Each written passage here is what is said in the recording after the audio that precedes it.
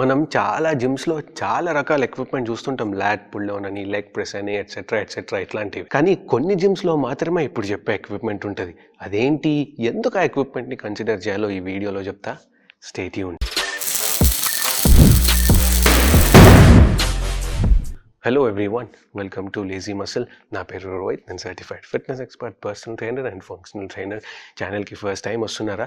The best physique and best fitness tips కోసం ఇప్పుడే subscribe చేసుకోండి. వెంటనే ఆ నోటిఫికేషన్ గంటను కొట్టండి.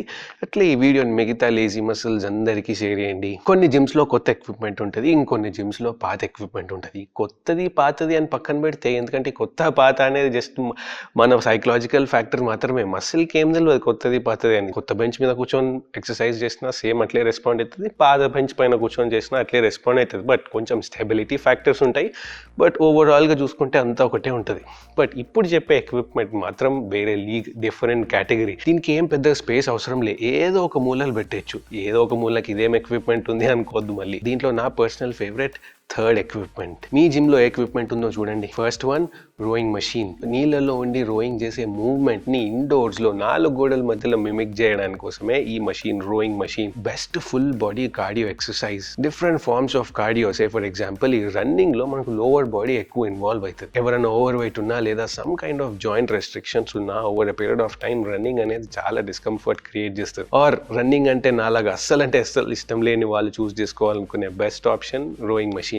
దీంట్లో ఉండేది ఒక్కటే ఒక మూవ్మెంట్, దీంట్లోనే అన్ని మసిల్స్ కవర్ అయిపోతాయి. లోవర్ బాడీ, అప్పర్ బాడీలో పుల్లింగ్ మూవ్మెంట్కి కావాల్సిన మసిల్స్ అండ్ ఈ ఎంటైర్ మూవ్మెంట్ని నీట్గా పర్ఫామ్ చేయడానికి కోర్ మసిల్స్. ఇవన్నిటిని కూడా ఈ ఒక్క మూవ్మెంట్లో ఎంగేజ్ చేయాల్సి వస్తుంది. ఎవరైనా ఫస్ట్ కొత్తగా దీన్ని చూడగానే ఏంటిది చిన్నపిల్లలాగా జారుడు బండ జారినట్టుంది అనుకుంటారు. బట్ అస్సలు సింపుల్ కానే కాదు. దీంట్లో కొన్ని గేమ్స్ కూడా యాడ్ చేసి ఉంటాయి. ఇంకా ఇవి ఆడుకుంటూ మనం రోయింగ్ చేసినామంటే ఇంకా అసలు మనకు తెలియదు ఫ్యాట్ బర్నింగ్ గోల్కి ఎప్పుడు రీచ్ అయిపోతాం. అంత సింపుల్గా వెళ్ళిపోతాం. Second one, balance trainer. Balance చాలా simple, at the same time very complex word. లైఫ్లో అయినా ఎక్సర్సైజెస్లో అయినా బ్యాలెన్స్ మెయింటైన్ చేయడం చాలా కష్టం. మీరు ఫుల్ స్క్వాట్స్ చేస్తారు, ఫుల్ డెడ్ లిఫ్ట్ చేస్తారు, అన్నీ okay, full muscular, everything is all right. కానీ వంగి ఏదన్నా ఎత్తితే నడుము నొస్తుంది, ఎక్కువసేపు నిల్చుంటే మోకాలు నొస్తాయి. ఇన్ని గానం చేసి ఏం యూజ్ చెప్పండి? ట్రైనింగ్ అంటే లుక్ బెటర్ మాత్రమే కాదు, ఫీల్ బెటర్ కూడా.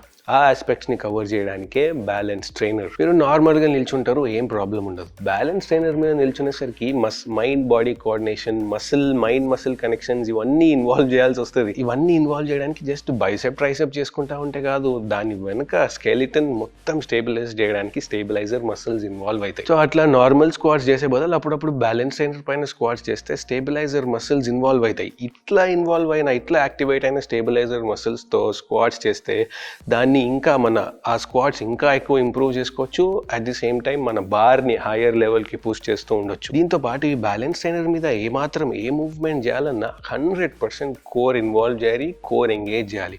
Over a period of time ఈ కోర్ ఎంగేజ్మెంట్ అనేది చాలా సింపుల్ టాస్క్ అయిపోతుంది. ఇట్లా ఎంగేజ్ అవుతున్న కోర్ని ఎన్ని ఎక్సర్సైజెస్ కావాలనుకుంటే అన్ని ఎక్సర్సైజెస్లో ఇన్వాల్వ్ చేయొచ్చు. సో ఇట్లా నార్మల్ చెస్ట్ ప్రెసెస్ బదులు balance trainer chest presses, normal hip thrusters బదులు balance trainer hip thrusters. Last and final equipment. ఇప్పటి వరకు చూసిన ఎక్విప్మెంట్ ఎంతో కొంత ప్లేస్ కావాలి, అంటే మొత్తం హ్యూజ్ స్పేస్ అవసరం లేకున్నా అసలు ఉందా అంటే ఉంది అన్నట్టు ఉండాలి. బట్ ఈ ఎక్విప్మెంట్కి మాత్రం అసలు వెయిటే ఉండదు, ఎక్కడంటే అక్కడ తీసుకెళ్ళిపోవచ్చు, మీ బ్యాగ్లో కూడా పెట్టుకొని తీసుకెళ్ళిపోవచ్చు. అవే రెసిస్టెన్స్ బ్యాండ్స్. చెప్పాలంటే డంబెల్స్ అండ్ బార్బెల్స్ కన్నా కొన్ని సిచ్యువేషన్స్లో చాలా ఎఫెక్టివ్. ఫర్ ఎగ్జాంపుల్, ఈ డంబెల్ బైసెప్ కర్ల్లో డంబెల్ ఎప్పుడైతే షోల్డర్ దగ్గర వరకు వచ్చిందో అప్పుడు అంత టెన్షన్ ఉండదు బైసెప్లో.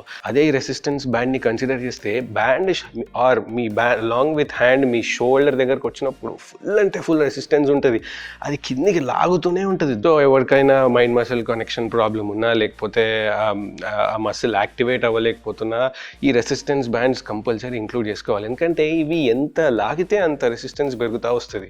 So over a period of time compulsory మనకు ఆ కనెక్షన్ అనేది ఎస్టాబ్లిష్ అవుతుంది. కొంచెం కూర్చొని ఆలోచిస్తే కాంపౌండ్ మూవ్మెంట్స్, ఐసోలేషన్ మూవ్మెంట్స్, ఆ రోడ్స్కి కావాల్సిన, ఆ మసిల్కి కావాల్సిన అన్ని కైండ్ ఆఫ్ ఎక్సర్సైజెస్ని ఒక 3 to 4 రెసిస్టెన్స్ బ్యాండ్స్ వేరియేషన్స్తో ఇంక్లూడ్ చేసేయచ్చు. ఇప్పుడు ఇది మీ జిమ్లోనే ఉండాలి అని ఎప్పుడు ఆలోచించదు, ఎందుకంటే దీన్ని ఎక్కడంటే అక్కడ తీసుకోవచ్చు. కాబట్టి జిమ్ పైన డిపెండ్ అవ్వాల్సిన అవసరం లేదు. ఎక్కడైనా ట్రావెలింగ్ చేస్తున్నారు, లేకపోతే జిమ్కి రాలేకపోయినారు, జిమ్కి వచ్చే టైం లేనప్పుడు బ్యాగ్లోనే ఉన్నాయనుకోండి, ఏదైనా వాల్కో, డోర్వేకో, విండో గ్రిల్కో, some or the other kind of ఎక్విప్మెంట్కి అక్కడ దాన్ని అటాచ్ చేసినాం అనుకోండి, మనకు ఆ రోజుకి సరిపడే మసిల్స్కి ఆల్ కైండ్ ఆఫ్ ఎక్సర్సైజెస్ చేసేయచ్చు. మీ జిమ్లో ఏ ఎక్విప్మెంట్ ఉందో కింద కమెంట్ సెక్షన్లో చెప్పండి.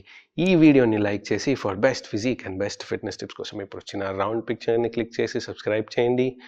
Okay people, this is Rohit signing off.